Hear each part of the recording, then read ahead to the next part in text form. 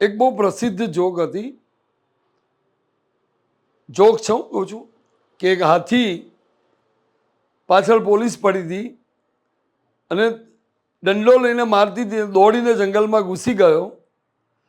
10 minute પછી હાથીને કાનથી પકડીને પોલીસ બહાર લઈ આવી અને હાથી ઉઠબેસ કરીને કહેતો હતો કે હા ભાઈ, હું રીચ છું, હું રીચ છું, હું રીચ છું.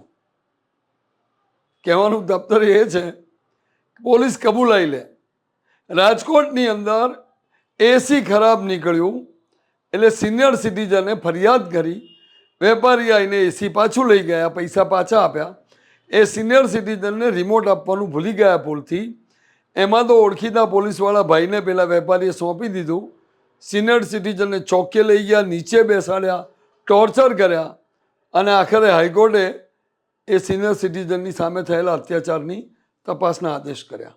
આ છે પોલીસની કામગીરી, શરમજનક.